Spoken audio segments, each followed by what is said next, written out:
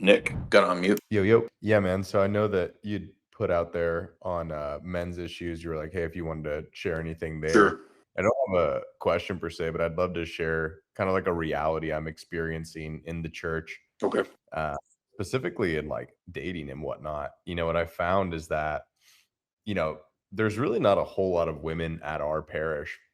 And just in general, even the parishes that I have gone to, usually when you spot a woman, it's usually going to be that she's married to someone. There's obviously like a lot of very young girls, but just in general, there's not a whole lot of prospects, at least here in America, and I'm out in Texas. And, it's kind of put me in a position, and just in general, I've seen this with a lot of guys where, we start kind of trying to bring girls to the church. And so, you're going to these girls who are Protestant, but then it becomes kind of difficult because they don't want to go to these long, especially like ROCOR parishes that are, it's like 3 hours for a vigil, sometimes four. And then as well for liturgies, it can sometimes be 3 or 4 hours. And they're so used to, latte out front, stand for 30 minutes, get some good worship music, and then, have the Jesus Christ Taylor Swift concert or whatever. And then from there, they go home and it's like an hour max. And I've noticed that this is kind of it's just difficult in general to like find a good partner right now. I'm curious to hear your thoughts on it. I don't have a specific question other than just kind of sharing the reality. I'm noticing this. I don't know if there's any like false beliefs I have in it, but it is definitely something I've noticed. And then just in general, like I don't want to do like long distance dating or trying to find someone online. It just is incredibly difficult, especially with like the amount I work and whatnot. So yeah, I just wanted to share that, hear your thoughts on it. I think that'll come in time because I remember thinking similar things, and I was dating years ago a girl like in the Antiochian world, and that didn't pan out. But then I tried taking other girls to the Orthodox Church over the years, and a lot of that didn't pan out either. But I did end up eventually converting a Baptist girl, so that's what Jamie was, and that ended up working out. So I would say your best bet is to find a Baptist girl, and if she's really devoted, she'll make that sacrifice and eventually go along with it. But I feel you on that, understand, but there's not an easy answer to that one. I'm not sure. I mean, my question I have for you as well is like how you went about kind of leading her into it. Cause, I just got out of a relationship recently on this and did one of the things that was difficult. She wasn't Baptist, so I can't say that that was the case. She was like evangelical and then just, it was like a hodgepodge of different beliefs. There would be so many times she would say something and I have to be like, that's heretical. Like that we have to talk about that. And it would be sometimes like she was casting like Christian spells at me with what she was saying. I was like, what are you even talking about right now? And I found that just in general with a lot of the conversations that I have, like it's not the stuff that I'm listening to on your stuff on YouTube or even the talks I'm having with my brothers inside of, the Orthodox Church. When I talk with people outside of it, something my buddy Gavin said that I thought was just genius the way he put it. He called them unintentional heretics. He was just like, they're not trying to be bad people. They have good intentions, they have good wills, but they're not thinking nearly at like the level of depth that they need to be in what their belief systems are. I'm curious to hear like how you went about kind of shifting that belief system for her. Was it that you just got her into the church and let the parish kind of do its magic? Because I know that like my Yeah, my that was spiritual a bit. father. That was a big part of Jamie's conversion for sure. Absolutely. Gotcha. Okay, cool, man. Yeah. Um, yeah, I think we touched on this in the stream yesterday or a couple days ago. Like it seems for women, one of the main drivers for conversion is if they find a community, and I would say that that would outweigh even the you know lack of interest in a long liturgy. But because if they find a good community and people they like, then they want to go. Like Jamie's into the choir, so she likes the choir too. So there's all these other incentives and these other kind of things that she's a part of. I think that that's the kind of stuff that actually converts women more so than any of the theology per se. Yeah. How'd you meet Jamie even? She invited me on her podcast a long time ago, like 10 years ago. All right, there we go. Yeah. The interwebs. All right, thanks, Jay. Appreciate Sure. you, man. Yeah, great comments. Catherine? Am I on? Yep. I just wanted to respond to the comment that was made that there's not a lot of women. I was talking to my priest about this, and I think it might be the case that there's just pockets in the country that some churches don't have a ton of women, but I know a ton of women that are single and are looking. So, um, I think it depends. Like, I have a couple girlfriends that are like 30 and 27, a couple like 20-year-olds. So I think they're around. I think you just have to be willing to also long distance is the reality. It sucks, but I think it's something that is the reality of being like, online. You might find someone. I know a lot of happily married couples that have been married recently who found each other online Yeah, various that's ways. that's probably true too because I mean, Jamie and I were long distance for a few years, so that's probably accurate. Yeah. Yeah. And my priest was saying like something that's really interesting is there's a couple guys in my church, they're really, really young, and they're coming in, and they're, like, 23, 22, and they're not really there yet, right? Like, my priest is like, "I wouldn't recommend them." And then there's some guys that he's like, "I can't recommend them for you either." And, it's a timing thing, but also, um like, I think it's a parish by parish thing, so you kinda have to go to other parishes and meet people there. There's also great monasteries that have, like, our monastery locally has a friends gathering every month. You can go there, and it's, like, pan-Orthodox, people coming from all over. So it really just takes work, like, you just have to Yeah, make an our effort. live events too. Like we get guys and girls at our live events, and people meet there too. Yeah, yeah. I'll be there, so, hopefully we can get some more girls, but yeah. Anyway, that's all I had to say. Oh, thank you. Yeah, great points. Appreciate that. M, what's up? Yeah, man. Hey Jay, kind of off topic, but I was just wondering, what's the best way to get into philosophy without going to school? Well, I mean, it depends on how serious you want to be. If you're just dabbling, I would say I have a talk on Plato's Apology. I mean, excuse me, Plato's Republic, on all the chapters of that, and you could test that out and see if you find it interesting. If you want to go deeper, I have a whole philosophy course that's available at my website. And then the course recommends a lot of books, so it's really up to you, like how far into it you want to go. Okay, and do you also think that philosophy can be damaging to the psyche for some people who aren't grounded in a certain worldview? Um, I mean, I suppose anything potentially could be damaging or problematic. I don't think there's anything about philosophy itself that like turns people atheists or makes them woke. Or I mean, I think it just really depends on who your professors are, what you're reading, what you're after. More so than it is, it's not like video games make people shoot people or something like that. But I mean, there could be some tenuous connection. So no, I don't think there's anything about philosophy itself that's the problem. It just depends on who you're reading and what you're reading. But yeah, you could check those things out. A good book, like an introduction book, I would say start with Plato's Apology, and if you like that, I would say read something like um, I wouldn't jump right into the Republic. I would say try Crito or something like that. See if you like those dialogues, and then move on from that. Maximus, what's up? Re-examination, what's up, dude? Welcome to the space. This is Morgan Freeman. Welcome to the space. I'm you, dog. Quick, what is the Orthodox position on divorce and remarriage? And depending on the answer, I do have a follow up I'd like to get into. It is permitted in certain cases. It's not encouraged. And the Roman Catholic Church admitted that and did the same thing for the first 800 years. Okay, so you're talking about, say, would that be abandonment per 1 Corinthians 7 interpretation and adultery, Matthew 19, Matthew Yeah, chapter 5 those are interpretation? typically ones mentioned in Orthodox canon law. Correct.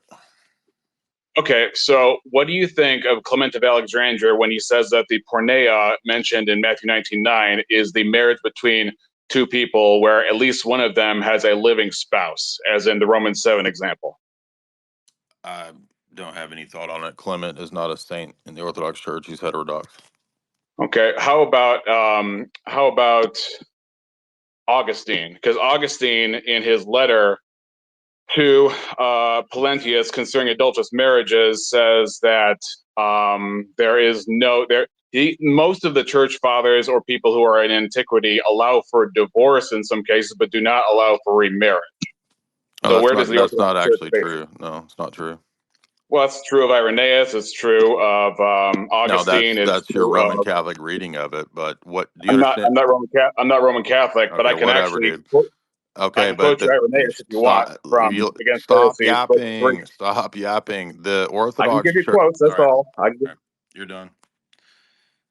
The Orthodox Church does not go by this and that church father, even if your citations are accurate. Canon law is what is normative over any specific individual person because that's a conciliar product. That's what the councils determine. Councils are above even individual saints. So when the canons of St. Basil permit remarriage under certain circumstances, because Orthodox canon law is for the betterment of the person. So it's better for the person if they can't control themselves to be in a relationship rather than to force them to be single, even if there is this or that saint or church father that says otherwise. So you're just coming with this Protestant attitude of picking and choosing this and that church father. That's not how the Orthodox Church works. Well, okay, question. In 1 Corinthians 7, 10, 11, it says that it's better to reconcile or remain unmarried. How does the Orthodox Church understand that? Yeah, but Paul is talking about people who have the ability to be monastics if they can. I don't see that in that It context. doesn't I see matter it in the whether you see it context or of those not. who are single. All those church fathers that you cite, did they believe in monasticism? Okay. Did they? That I don't know. Okay. All right. Good job, dude. Nice try. Moving on. Sam, what's up?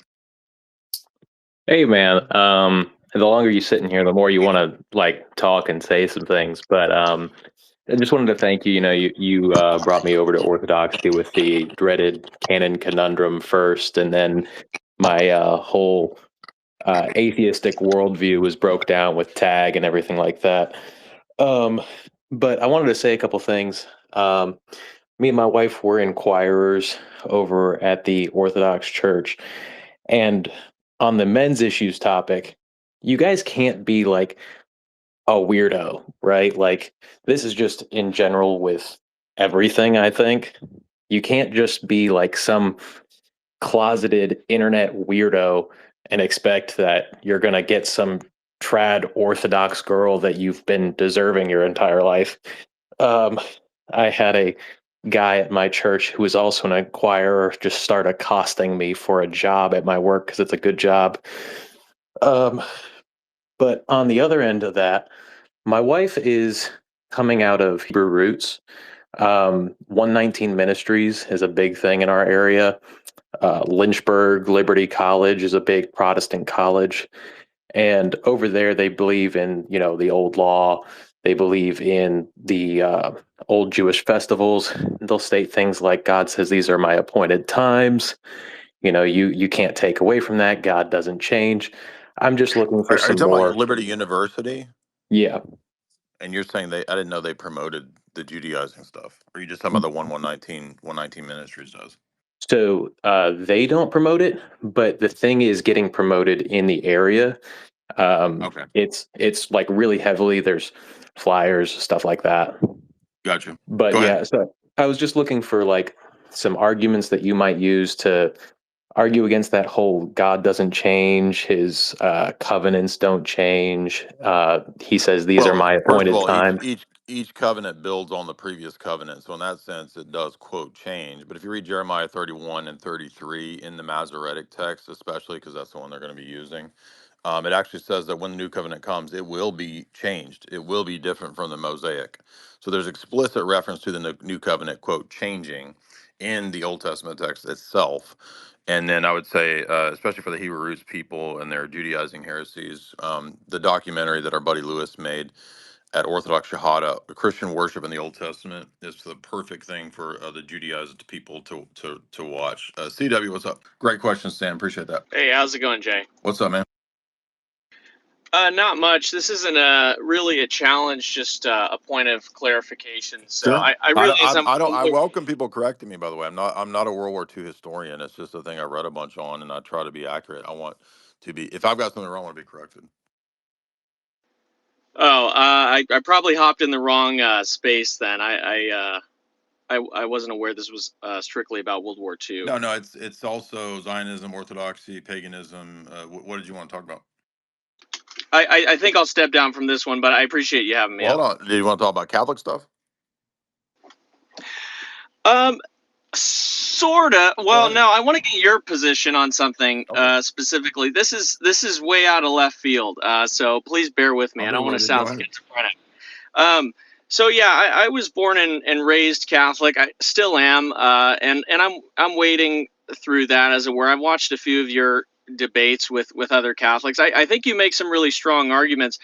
As for myself, I think I'm still on the fence about all of that. But one of the other sort of communities which I've personally been interested in and been in more of a close proximity to is the aerospace world. You know, scientists, researchers, and what's sort of a buzz right now is the prospect that we might be engaging internationally and domestically with what has been described to me as sort of a non-human intelligence maybe interacting with us. Some people say could be, you know, a more Enochian thing that goes back quite a bit. What's your take on, you know, the possibility, and what is the Orthodox perspective on, you know, other forms of intelligent life?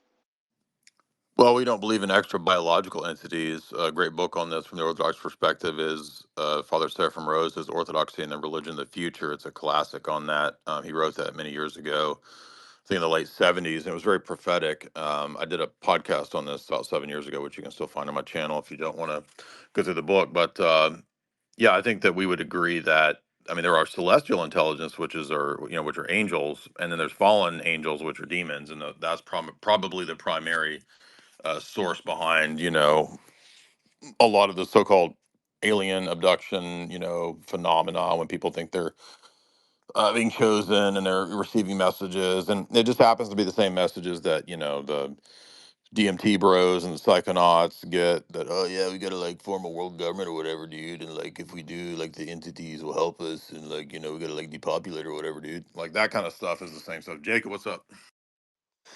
Hey Jay, can you hear me? Yo, yeah, man. So I was just wondering if you have seen the clips of Nick talking about how he wants Groypers, and it's kind of funny to me. He wants Groypers to infiltrate the universities and the intelligence community and the military and politics, and he's just like talking about all these young men, and he's saying they're already there, and we're spreading, and you know we're getting into it. I was wondering your take on that, and then I have like a secondary question after you answer that. I saw a clip maybe a month ago where he was saying that guys should build up their power levels, try to get, you know, established and have families and obtain money and all that. And I don't have I'd say the same stuff. So I don't know about, I didn't know he said like intelligence agencies and all that. That I think is iffy. I wouldn't encourage anybody to go in the military, but um, no, I haven't, I don't see a lot of Nick clips, just kind of here and there. Yeah, maybe I'm mistaken. I think I remember him going along that sort of line of dialogue and just saying. I remember specifically the universities. But the kind of secondary question would be you kind of have. Well, one thing I would say about that is like universities are already on lockdown. They're not. You're not gonna get into the university. I experienced that myself.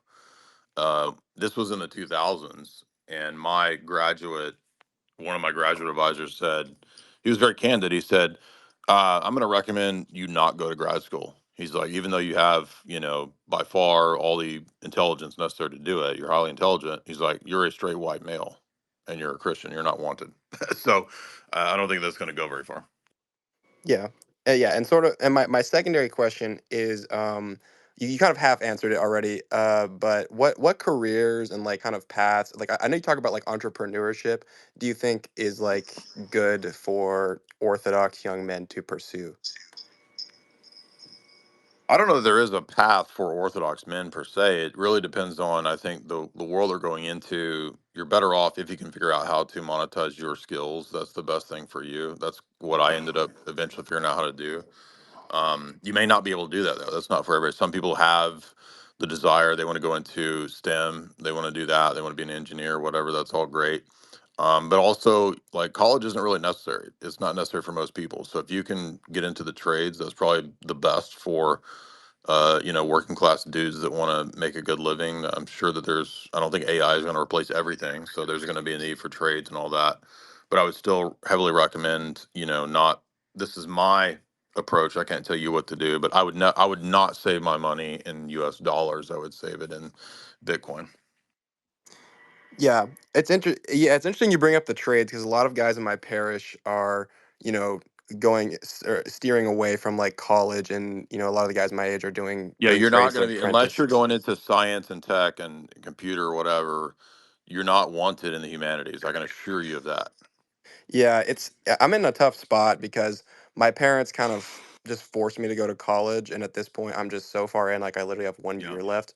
I'm just finishing off. I'm studying international studies and business, and it's been really Well, interesting learning about that like, might produce something. Yeah, that could produce. By the way, this is not a one size fits all. Like in my situation, my grandmother offered to pay for my college, and so had she not done that, I wouldn't have gone because I didn't want to do it really.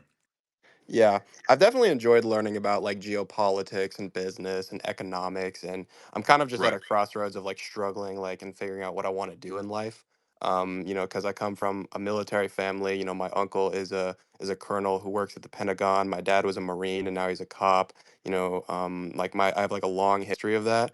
So, and it's kind of also like my parents kind of like fight back and forth of like what they want me to do. My dad is honestly just like he always just says like go become a firefighter. Like they work 9 days a week and they make even more money than me. So Yeah, that's an honorable profession. Yeah, chicks dig firefighters. So yeah. yeah. Well, thank you for having me on, Jay. Always a pleasure talking to you. Yeah, great comments. I wish I could get better wisdom. It's just hard to say, like, like what's the thing to do because that a lot of that just depends on you and your situation and your skill set. Raise, what's up?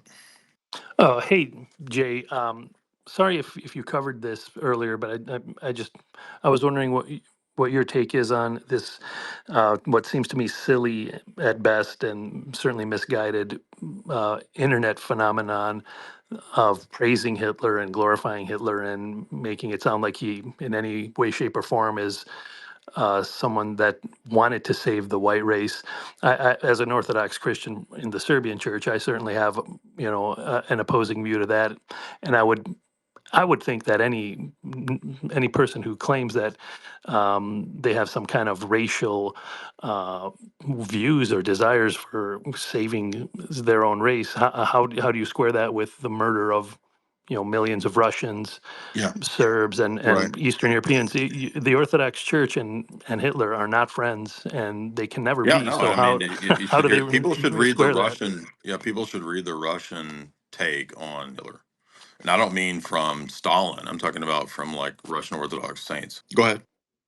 No, for sure, and that's how do you unify people when you're saying that half of the quote unquote people are inferior and need to be exterminated? That Yeah, I doesn't mean, he's sound like unity to explicit me. about Slavs being, less evolved and basically being in Mein Kampf. So yeah, And the part that I think needs to be pointed out is that all of the empires and powerful forces from the Ottomans to the Nazis to currently NATO that have said the Russians and the Serbs and the Eastern Europeans are weak and going to go away. Well, which nations are going away?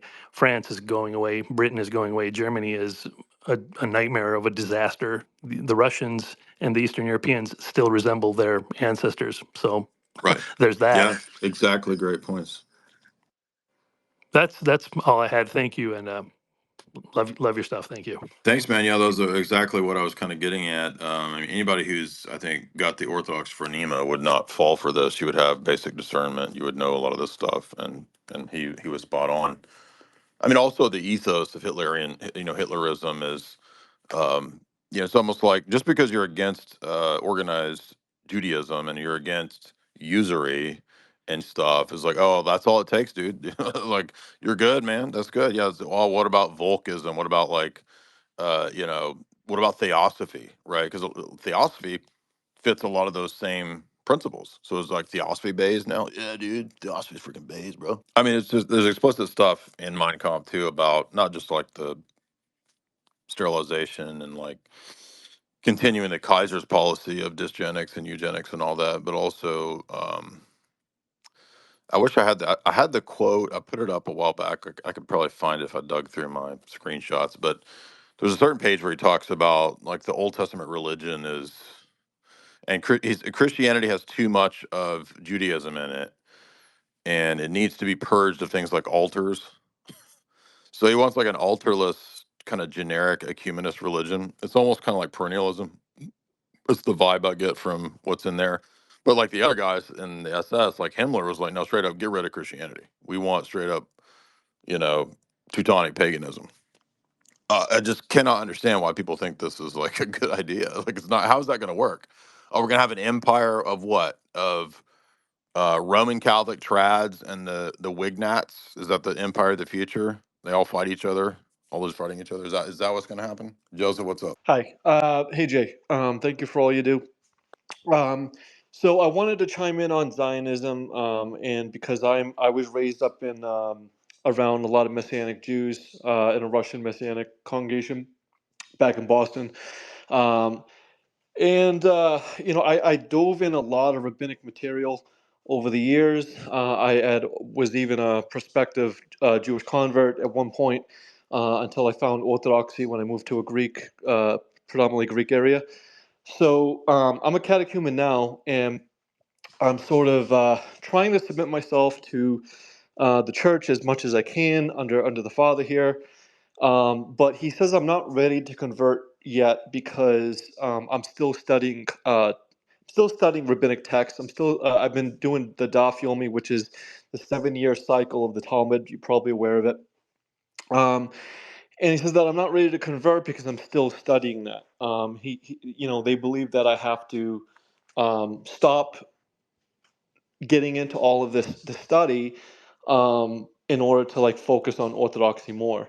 And I don't know how to stop doing that because I've been in it for like 5 years. I have 2 years left to complete the cycle, and I'm just wondering, like, is there any harm in just learning about it?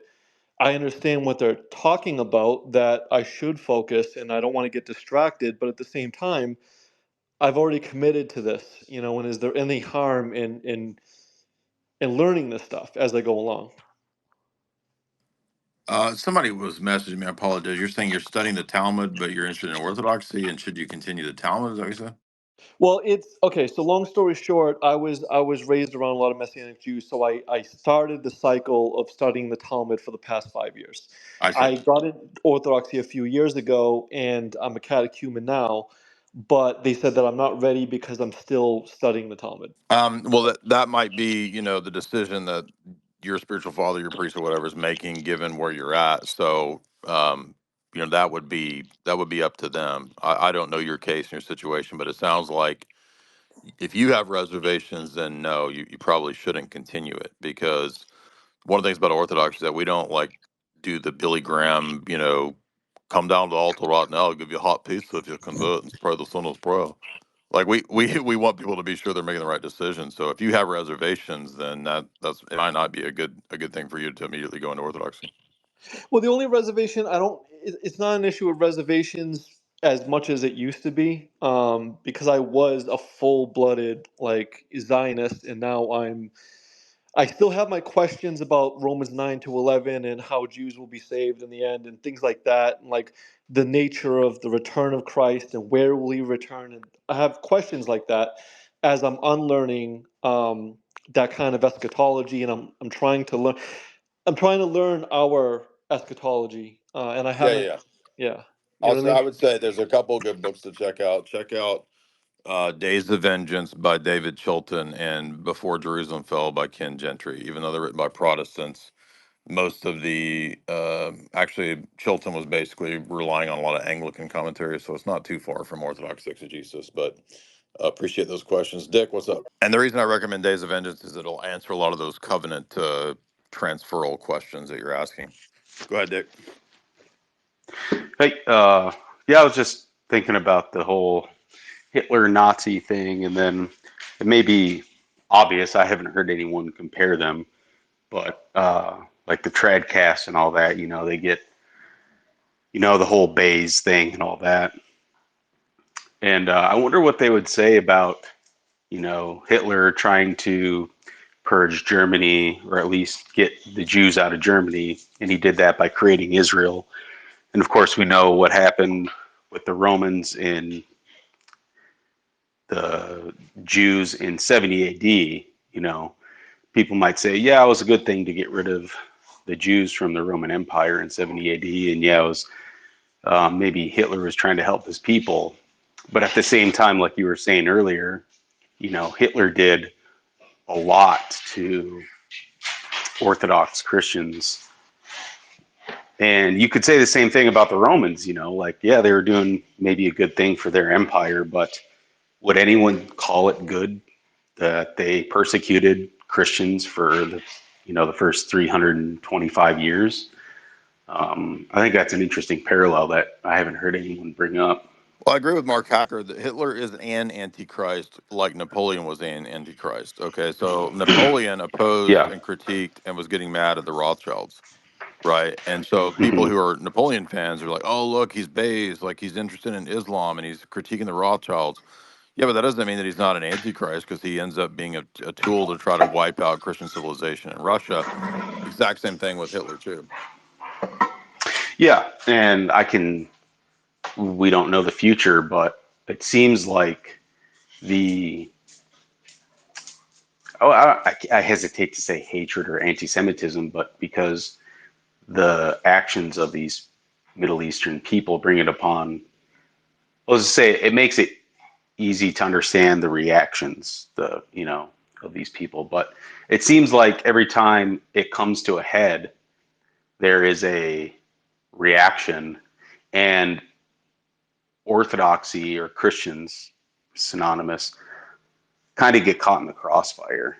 And I can't help but think that may happen. What happened in the Cold War West. too, right? With Yeah. there's a great article at Orthodox England about the Russian Orthodox Church being caught between, the KGB and the CIA. So it's like two bad guys, fighting over territory. Yeah. Anyway, that's kind of all I had as far as that goes. Yeah, Appreciate you bringing it up. that. Dimitri, what's up? Hey Jay, great space. It's really good that people are coming up and actually asking the questions, because I think a lot remains really unanswered. Some of the questions I have, I suppose, as an Orthodox Christian Russian, it's very simple when you look at the demographics. The loss of life from the Second World War, from an Eastern European perspective, if we of course count Ukrainians and Belarusians, and obviously Great Russians as like one united people, 28 million people dead, civilians and members of the military from the Second World War. Right. So it's a huge loss of life. But how many? So even if we take a very sort of Machiavellian view, how many of those people do you think were Orthodox? Well, we take the last census before World War II, the Soviet census. In fact, actually had a particular box you could tick for religion and which religion you belong to. Yeah. So people actually were brave enough in 1937 to tick the box Eastern Orthodox Christian in the USSR, even at the peak of its persecution. And you know what the numbers showed, Jay? And this is even, as you can imagine, there's probably leeway here because people hesitated and out of fear, etc. But at least 41% of the Soviet population in, I believe, 1937 ticked Orthodox. 41%. That's after 20 years, 2 decades of post-revolutionary Bolshevik persecution. And so it's insane. And that means at least, if we take a minimal number, at least 41% of the lives lost in the Second World War by the USSR. These weren't atheistic Europeans, atheistic Russians. It's probably the entire population of the entire Greek world died in the Second World War. It's a huge tragic event, unprecedented. It's like the entire Byzantine Empire dying in the span of 3 years. A huge loss of life, and we have to ask, what was the justification of that? Like, what were the reasons? And I somewhat doubt that those reasons were Christian. So that's one contention. So the actual sheer the volume of life lost is enormous. People underappreciate So that. it wasn't to say the white race? Well, that's the thing, because that's not not on paper, at least, definitely not. And I would also add, there's one more contention. This is quite a big one. As you probably heard, Jay, the German gold that went to Lenin and the Bolsheviks, right? So the Bolsheviks obviously had different arms to their operation. Trotsky came from America. Lenin came from Zurich, Switzerland. Lenin, as well as 350 or so, mostly members of the Talmudic tribe, Right. Bolsheviks, Mensheviks, they came from Zurich through the German Empire, right Yes, at the I knew tail end. that. Yes, right.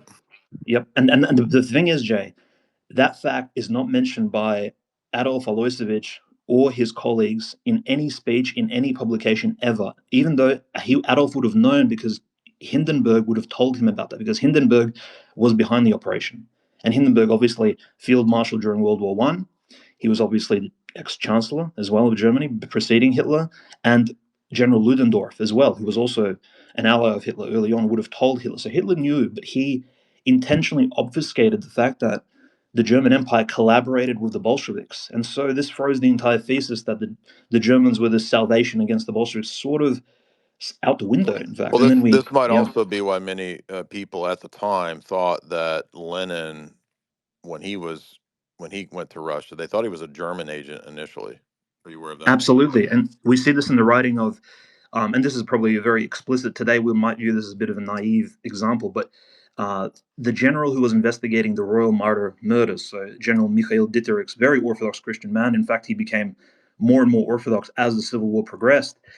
And he obviously worked with different saints, etc. But in his personal writings, he actually, and this is my, by the way, early take from him, based on what he saw in person, he called the entire revolution in the Russian Civil War in the early 1920s a Germano-Judaic conspiracy. But it's a bit interesting. That's his personal. That's like an anecdotal opinion of a Russian Orthodox Christian general. But it's so what the Russians saw with their own eyes is that the local German population collaborated with the Reds and the Bolsheviks, and also the Hungarians did as well. Mm-hmm. And obviously, the Austro-Hungarians were allies of the Germans, and so there was a brief period, maybe 3 or 4 years post 1917, when the Germans, the Hungarians, the Austrians were all collaborating with these members of the tribe inside of Russia, obviously fighting for the Reds. Very strange. And again, this isn't, and it's hypocritical, right? Because we have this particular opinion that the Third Reich was very objective, transparent, and they really reveal the truth of history to us, except for this particular chapter, wherein the German Empire collaborated and used the Bolsheviks as essentially as a weapon, if not an ally, in the First World War. And there's many other points, but this leads me to become quite a skeptic in terms of their positive, shall we say, allegedly contribution to, world history, etc. Well, those great points. What do you think about the possibility? This is speculation that a lot of the Hitler memeing that we're seeing everywhere suddenly on all the social medias, which were heavily enveloped in censorship for so much of the last few years, could this be a new NAFO, or is that too out there? I think it's possible in order to distract from a true right-wing awakening, right? This is a simulacrum. It's a placeholder. It's trying to. Mm-hmm. It's like a xenoestrogen, right? In a nutritional term, right? It's supposed to block the input of testosterone artificially. So, in terms of people actually converting to a proper form of Christianity, obviously Orthodoxy here, or taking on real conservative opinions, they're basically told to, oh well, look at the 1930s. Mm-hmm. The solution is therein, and frankly, you have to adapt to modern, realities, really. And I think, generally speaking, in Europe, Jay, and this is looking at the Ukrainian example, right, the rise of and these people do, you can see online, if you speak to them, they do call themselves neo-Nazis. They have the black sun tattoos, they Yeah, have the this should swastikas, be they have, well established by now. yep. So we know the globalists, and so the enemies of mankind, the servants of Satan, they use these groups because we see an example of that clearly in Ukraine, the bloodiest conflict since the Second World War, actively. And yes, these people may be low IQ, they may be the lowest of society, but it works to some extent. They have made armed military brigades, motorized brigades, elite commando forces of, I guess we can call them low IQ neo-Nazis, but it seems to have worked. The propaganda, at least in Eastern Europe and Central Europe, to some extent has given fruit, at least to benefit the globalist cause. So I view this sort of rise in interesting, like Third Reichism, I would say, and especially when it's not tied to religion, right? When it's not tied to a proper religious form, and they kind of take it in a Machiavellian sort of atheistic perspective. I view it with a lot Well, of skepticism. it's And also tied yeah, to a lot of the neo-pagan LARPing that's rising as well. and that's horrific because we know him. I mean, the fact that Ananerabe Hexen Kartotek, right? Like Ananerabe had a branch dedicated to investigating witchcraft and the witch trials, and like, I'm sorry, why was that even a dedicated, thing in the? I mean, there's all kinds of questions about the ethics and what these people invest. And by the way, and I would even, if you view it from like a German traditionalist perspective, compare even the German Empire to the Third Reich.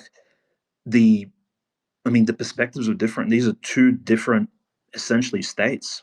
It's almost like the Third Reich was really a reinvention with these new particular ideas, in particular Himmler's, neo-paganism. And yeah, that's probably the most dangerous form, Jay, because obviously neo-pagans have no moral foundation, as you sort of Yeah, explained. These are right. subjective, dangerous people.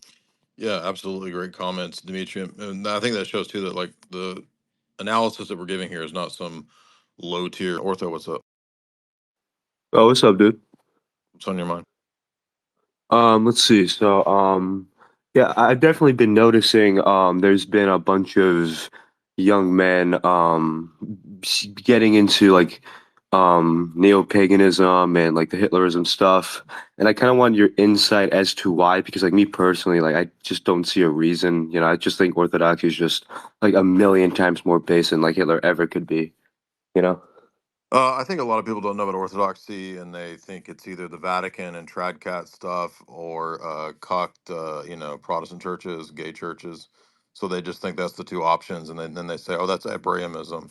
So I'm gonna go be with my wolf pack in the woods, Oh, that makes sense. And I and got then they find out the wolf one pack's a more bunch question. of gay dudes wanting in their butt. I'm serious. Yeah, and oh yeah, sorry. So my second question, it's more about men's issues. So like me personally, like I absolutely do want to find like a wife and get married, but I feel like at the same time, I'm like I definitely don't think I'm like at a state where I can do that. I'm like do you think it'd be better if I were to like build up myself more where I can like then like try to find a wife, or like should I do that Yeah, sort of thing at yeah, like you the same should, time? but also like you're not gonna, get 6 foot, six figures, six pack. Like you don't have to get to that before it's not like some crazy standard. Like just have a decent job and ability to provide for people, and then you're good. Keegan, what's up, man? I mean, Hi. So my question, I want to preface this by I got to started following you after your feminism and witchcraft video from a while back. So and I was really mhm, enlightened by that video. I really agreed with it. thanks. Um, my question is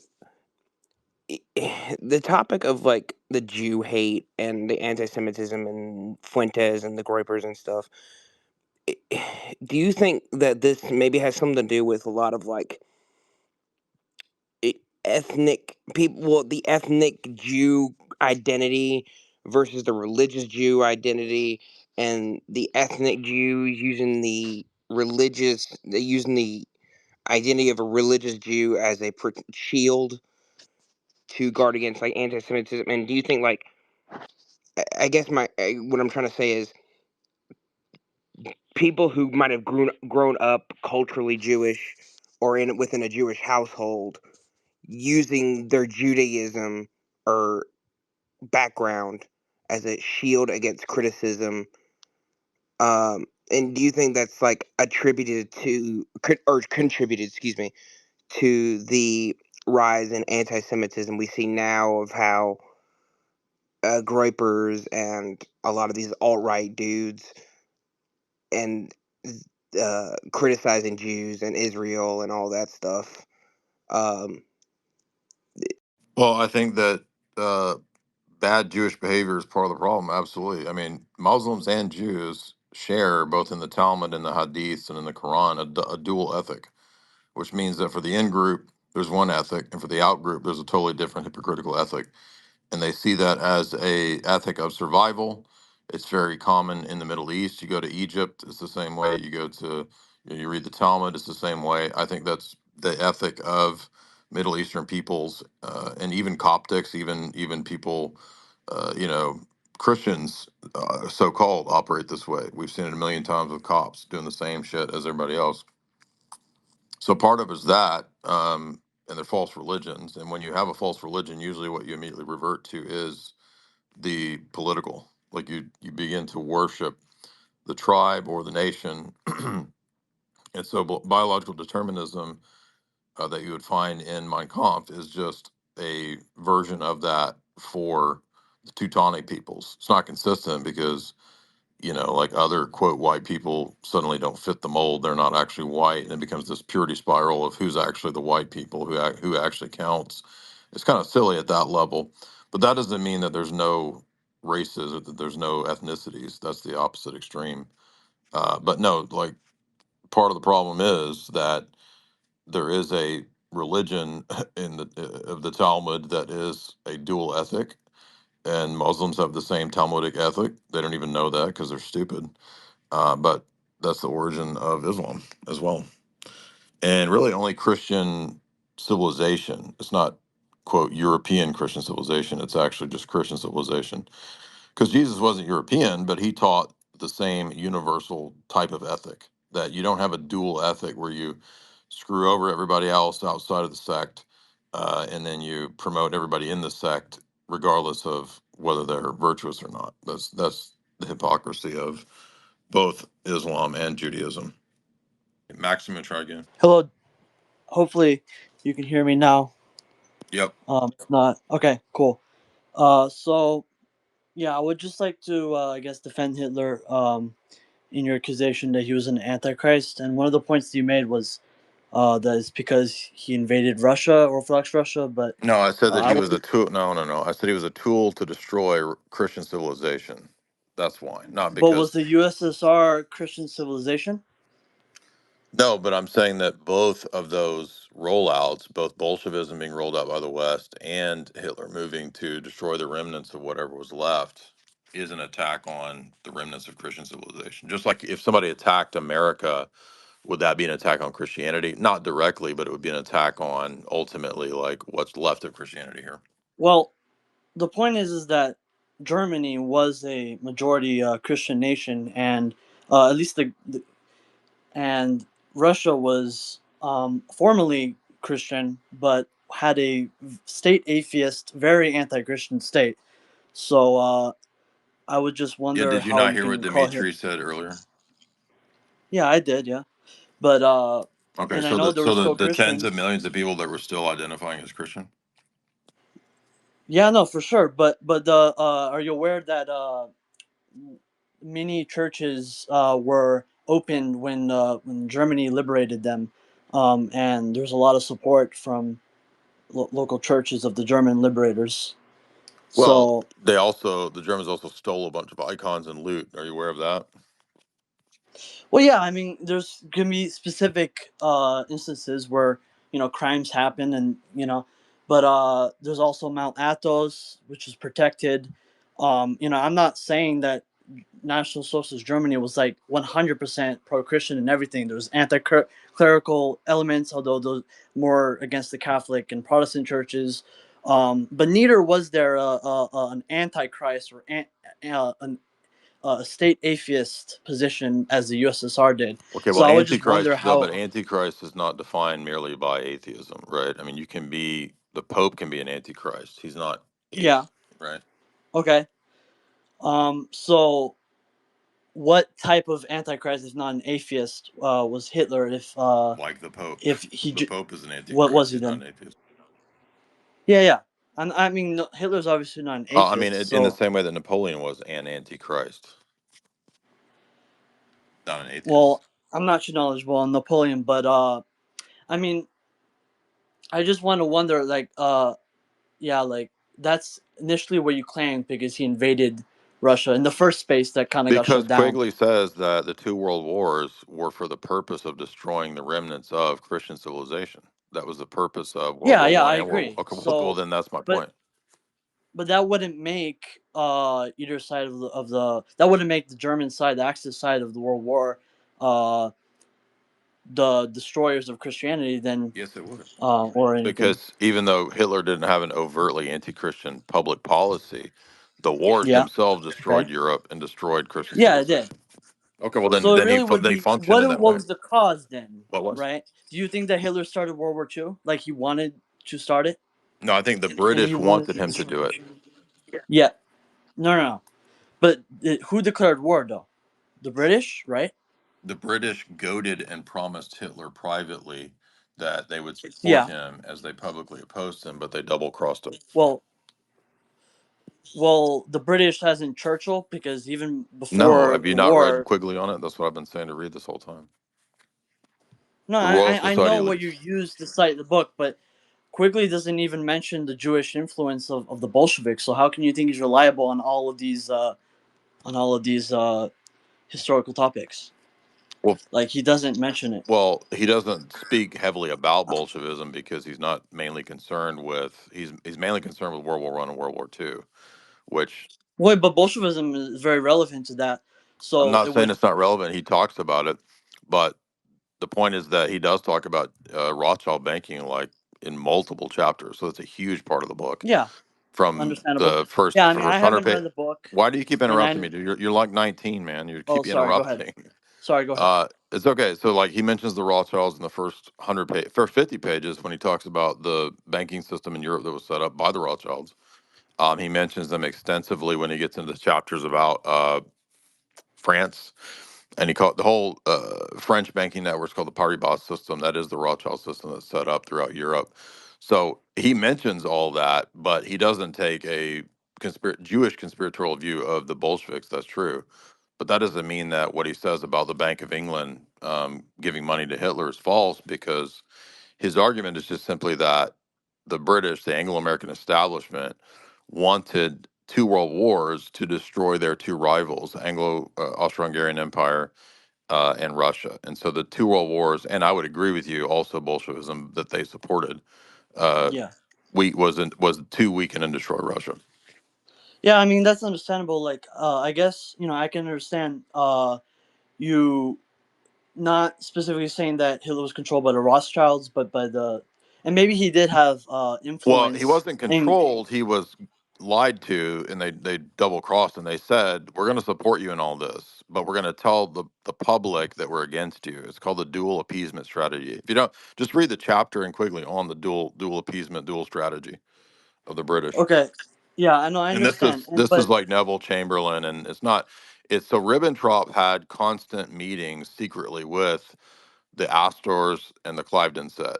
Right? They're not all Rothschilds. It's a bunch of the Royal Society people. This is why the King of England was a Nazi, right? The one that married Wallace Simpson, yeah, Edward, right? That's what's going on. So they were saying, we support you, but they were telling Ribbentrop in these meetings that just keep going. We'll take all the Czech gold. There's $3 billion in Czech gold. You can have that. When you go into to Poland, we'll support you. Secretly, we'll keep funding you. The Bank of France funded him too, by the way. And then he goes in, and then no, they don't support him. It was a double cross. yeah, no, I understand that you can cite Hitler working with banks and cooperating in certain instances, but nevertheless, his ideology was anti-international banking. Yeah, In no, Mein I've read. Kampf and the I know it's in my speeches, comp. I know. yes, and also his Judea declaring war on Germany was an economic boycott, right? So, Mhm. and yeah, I would just say generally like that the bank, that Hitler was not on the sides of the bank on everything. He cooperated and worked with and received donations, Yeah, but but that I didn't doesn't say like, that he was on the side of the banks on everything. I just said that okay. whoever funds something is going to have a lot of say, and they will, and you might get funding because you're being used, even if you don't even know. Dimitri, did you have any comments on this so far? Yeah, you can No, go I ahead. think what Maximus said about the Third Reich, for example, opening churches in the occupied territories of Eastern Europe, right? So former Russian territories, that is true. But keep in mind, the Third Reich did not fund the opening of those churches. They were opened up by the locals. You can almost say the Third Reich allowed, or they lifted the ban that was previously on reestablishing those monasteries and churches. And the local Christians, Belarusians, West Russians, Ukrainians, Malarusians, they all started opening up and reinvigorating their local Orthodox Christian communities from the ground up, basically. There was no funding. Obviously, the Third Reich's budget was already stretched thin. So, and there was no, the Third Reich was not funding Orthodoxy, but it did sort of green light, I guess, the reestablishment. And I think that was somewhat providential. Obviously, the officials like Alfred Rosenberg, for example, he specifically, it was one of his ideas that, look, if we at least allow Orthodoxy to, kick back into gear in Eastern Europe, maybe that will help the Russians turn against Stalin's government. But it sort of backfired because Stalin then reciprocated, and 1.5 years after Operation Barbarossa, he essentially legalized Orthodoxy in the Soviet Union again. So in a providential way, you had Hitler's government basically allowing the reconstruction of roughly 7,000 churches, Stalin allowing the reconstruction of roughly 2,500 churches, and then after World War II, suddenly you have 10,000 churches standing, in the early 1950s. So those 10,000 churches, I would say, they were open for obviously pragmatic and political reasons. There's no official letter, and I think we can also note, Maximus, Jay's right about obviously Mein Kampf being anti-Slavic as well. That's very key because not a single Orthodox Christian saint throughout Christian history since the time of the baptism of Rus has ever said things about the Slavs as the Mein Kampf has written in its pages, right? So that's I think we as Christians need to address that very skeptically, right? And also keep in mind the Mein Kampf's, at least attitude, and this is the Third Reich's attitude towards the East, was that the East was essentially these underdeveloped, not quite Aryan Europeans. And so there's also questions about exactly what they would do to those territories, etc. And, unfortunately, I just think, generally speaking, we have to take what the Third Reich published with a grain of salt, because Goebbels himself never once promoted Orthodoxy in any of his speeches. And yes, that's one of the unfortunate things in the Third Reich, because they had that huge split between Protestantism and Catholicism, and a very, very small minority of Orthodox Christianity. They weren't fundamentally religious in the way they did things. But that is a problem for us, So, I think you just have to sort of keep reading, keep, including Carol Quigley as well, keep analyzing. And you have to take your history, especially from right-wing authors, with a grain of salt as much as you would from liberal sources, to be honest. Yeah, and remember, and so a lot of people brought this up the other day. I don't take Carol Quigley as some sort of infallible source. He's merely an attestation to the establishment. He is the liberal establishment's mouthpiece. He's not a libertarian like that Volkish guy thought. He's a Fabian socialist, third way proponent. He was Bill Clinton's mentor. But I think one thing that's interesting is that there are other people outside of Quigley who are people critical of Quigley and his approach. People like Anthony Sutton, who was more of a libertarian, and Sutton's analyses and claims line up with a lot of what Quigley claims as well. So I think that's an attestation to hitting on some truths here, because you've got people from different perspectives. They don't like each other. They have different ideologies politically and geopolitically, and they're coming to some of the same conclusions, right? I mean, Pat Buchanan's book, as we talked about the other day, it's not, they're not saying that, he doesn't go so far as to say that like Hitler was a pawn of the Royal Society elites and the British establishment, but or a dupe, but that the war wasn't necessary, which lends credence to kind of the point that Sutton and Quigley made. And there's many other authors that have very similar takes outside of the establishment perspective. Michael Hoffman has a take that Hitler was essentially necessary through dialectics to produce the nation state of Israel and the United Nations. So there's not just these sort of establishment figures. There's revisionist historians that have some of these similar takes. And then there's many other books as well. Guido Preparata's book, which is a little more conspiratorial. I've got two other books I haven't even got to yet about theories on who was helping and funding Hitler. White, what's up? Looks like everybody's scared to talk to you, Jay. No, we've had quite a few people. What's on your mind?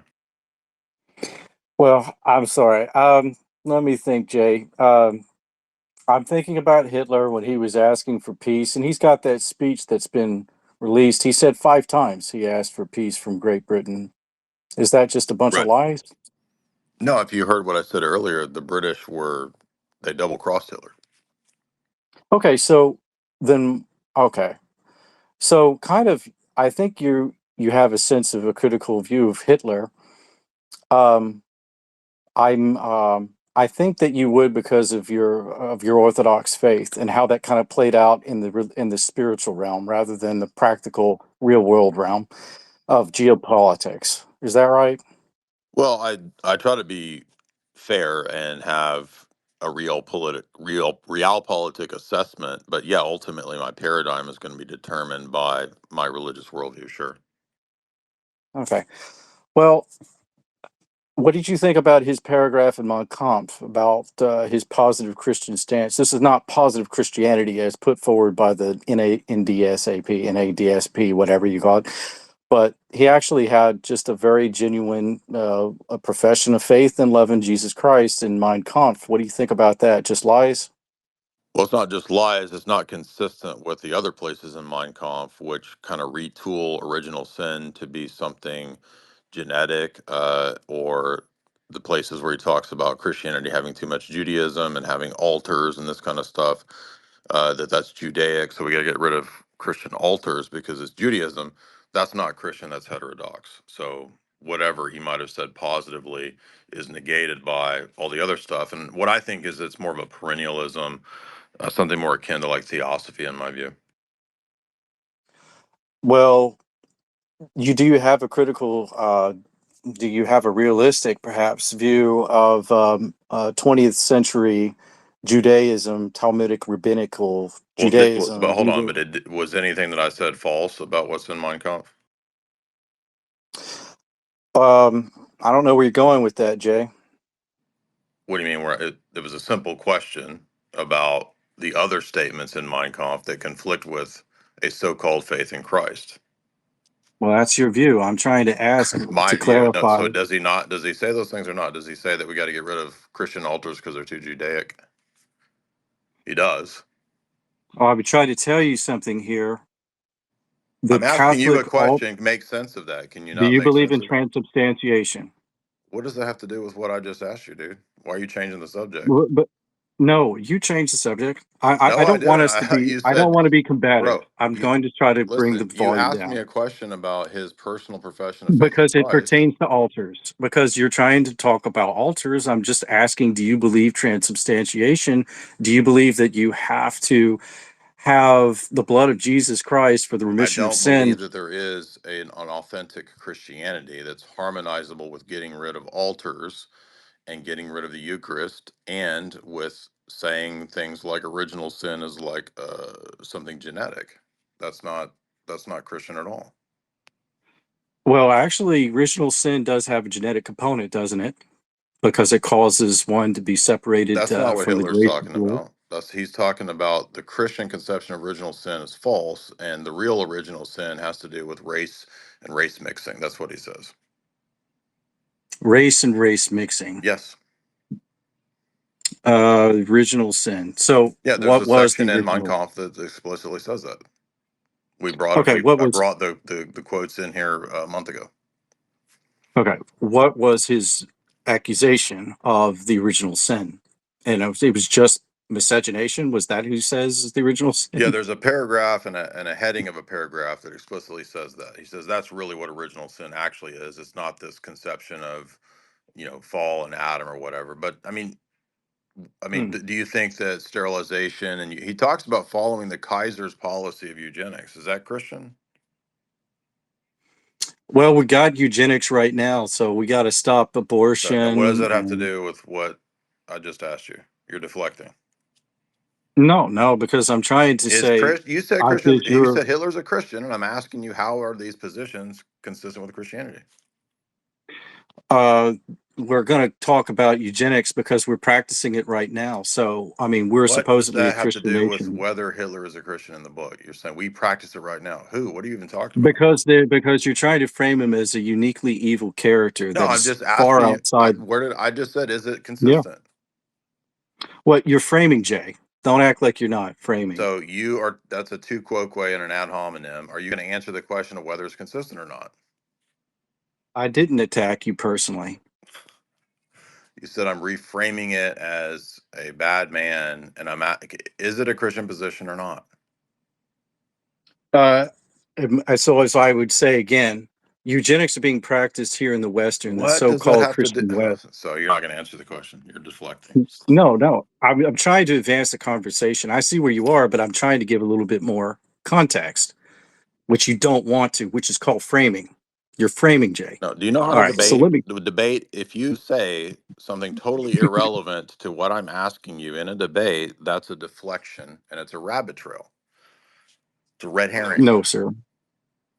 You're framing. You say Are you going to not what does concede that we you're are framing? doing eugenics today have to do with what's in the text of Mein Yes. Kampf? What does it have to do with that? Because you're framing Hitler as So now uniquely it's evil you're man saying that what does. I'm doing to quote, it's a specific question. Everybody can see that you're evading. No, I'm not, because I'm trying to give the context here. So I'm trying to say, you're asking, why do I deflect as you charge? Because I see what you're doing. There are Dude, modern this Christians doesn't work, today who man. You're believe, let me accusing me of finish. stupid gay motive shit, and you just can't It's, answer the question. there are many Christians today who believe that What does that have abortion to is do with okay this? That has nothing because to it's many. eugenics. Because it's eugenics. So because many So people Hitler had today an do this, inconsistent. eugenics is cool. That's your argument? No, I'm saying that Christians can be mistaken on certain things. Okay, but understand that makes you not a Christian. That those are unchristian, but you're not. Those are heterodox positions. There are many Christians that are saying it's okay to They're have an not abortion. Christian. They That's might. heterodox, obviously.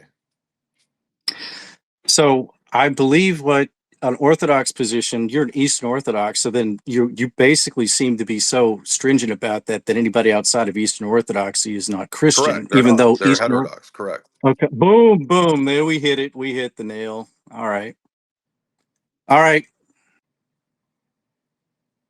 Is that it? Okay. Yeah. Good arguments, man.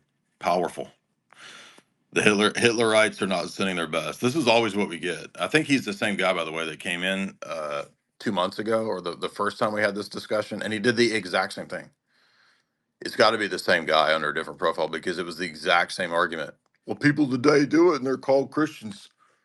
What's so you're framing? Henry, what's up? I'm mute. Hey, what's up, man? Can you hear me? Yes, sir.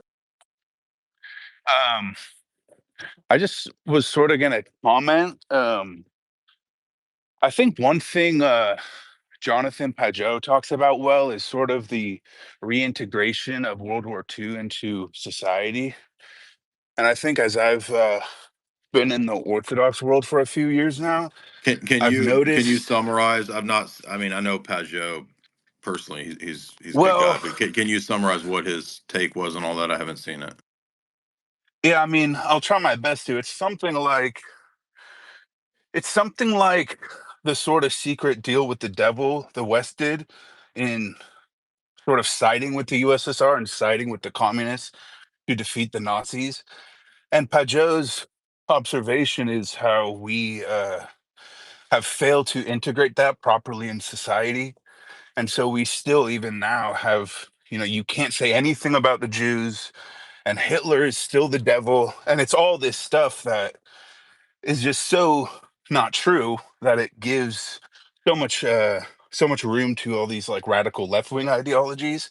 But now inevitably, because that's just how reality works, people are gonna, like, and Pajot will talk about the tricksters like Kanye West, who will notice this, and then he starts making songs about Nazis, because sort of reality, people will just start siding with Hitler because that's what they think is the right thing to do because because they're Catholics and maybe they're a bit stupid or something, not because they're Catholics but because they don't have the understanding. So I guess what I want to ask you is, how do you think, can we properly reintegrate that into society, or is it just going to go like Civil War type stuff, 1800s type stuff, where it's just going to be too radicalized on each end and it's just going to be a bit crazy? Because I'm in California here, and I'm 24 and I'm trying to figure out my life, and it just, I don't think the world's going to end or anything, but I'm trying to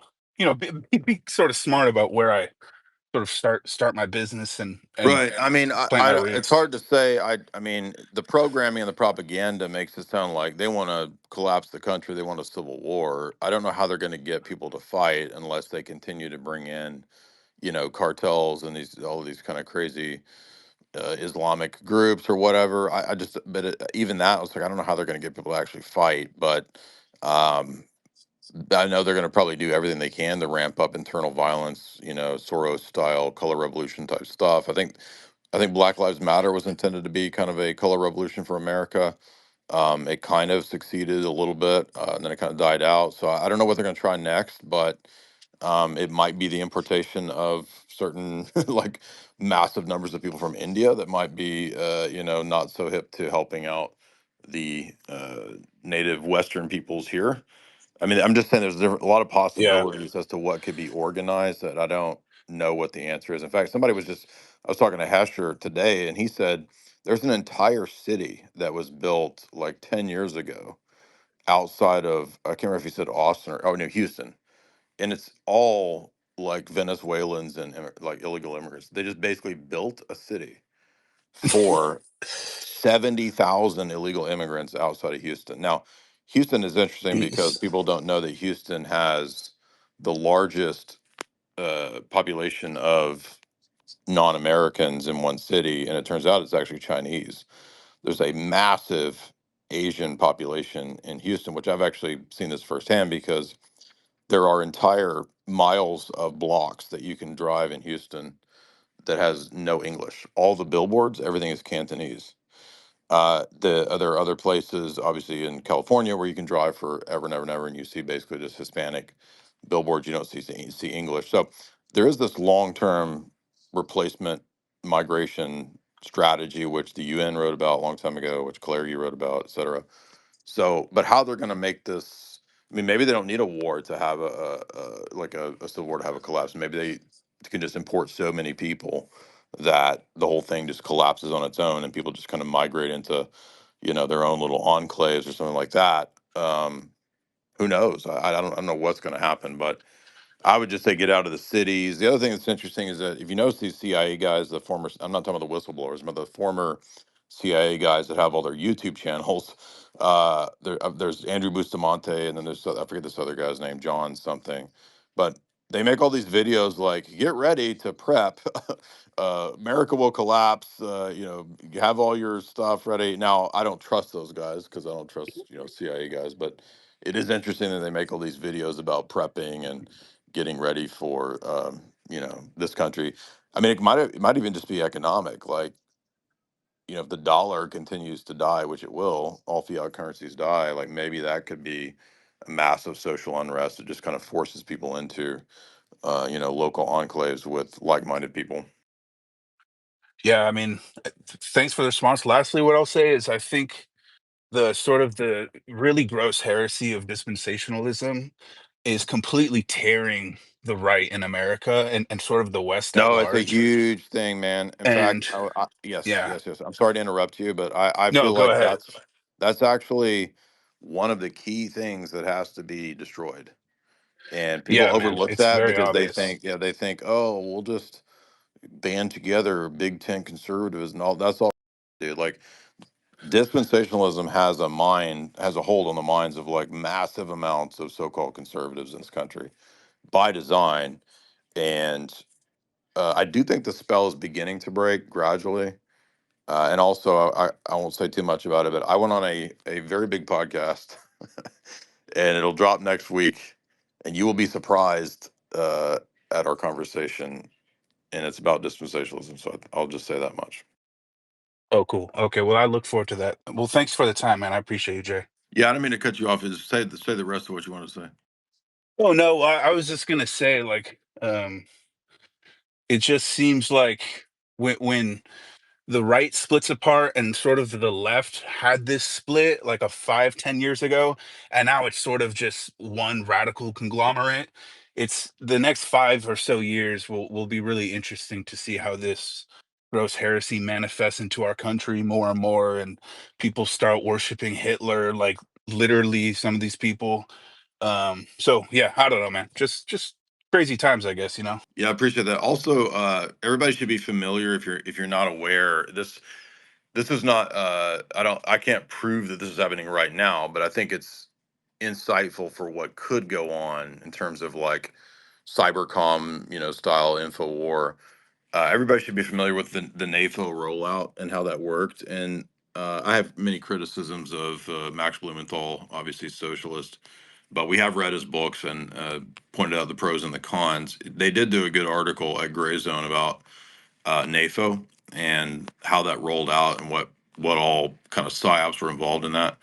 So if you get an idea from that article, you can see what types of things would now be rolled out. Because it seems like I don't see NAFO really anywhere on Twitter. It's kind of died out. It was really popular like 2 years ago. But there might be new versions of this because, of course, Atlantic Council and NATO were behind a lot of that. And there's absolutely no reason why they couldn't still be all about that. So be sure and read the Gray Zone article on NAFO and cyber warfare right below this. Andres, what's up, Ralphie? Brandon, what's up? Hey, Jake, can you hear me? Yeah. Hey, so I just wanted to say I just came across you for the first time today. So I don't know a whole lot about you, but I'm really liking what I'm seeing from you. Also very new to the Orthodox faith. It's been a long time calling. And I'm really glad that we're really touching, or well, trying to have debates on the whole World War II narrative, as much of it has been sidelined, but that's not really what I want to get into now. Earlier you mentioned something along the lines of Islam and the Talmudic Judaism sort of being cut from the same cloth. Yeah, in the Islam is sense heavily that influenced by the Talmud. Yes, and I also noticed that the Babylonian Talmud was also completed around the 6th or 7th century, which Correct. also coincides with Yes. the rise of Islam. Yeah. There's actually been, like scholarly texts about the fact that Muhammad had to have been influenced by or heard, rabbinic teachings. Yeah, and that makes a lot of sense to me. I haven't looked a whole lot into the history. A lot of my historical studies date back to the Bronze Age, up to the Advent, or the start of Christianity. But I really like what JP said earlier in regards to, it's in essence that the adversary manifests in many ways and in many organizations. And I think that's truly what we're seeing now. And it's what we've seen with a lot of these political figures, these big populist guys, who are seem to be the salvation of a nation or a people or whatever it may be. But I really feel deeply that we're kind of being misled by the adversary, and that, maybe we all kind of need to, get in touch with Christ and invite him into ourselves to, and that may be the only genuine solution that I see. What are your thoughts on that? Yeah, I did a whole history of Israel and Hamas talk, and I kind of pointed out that, between these two groups, really Christ is the only answer for this stuff that would actually be any real healing. All right, appreciate you guys. I don't see anybody, any of the big name profiles that were talking shit. They never came. Shocker. But really good talk tonight, and I'm getting super tired. My mind's turning to mush. Everybody have a good night.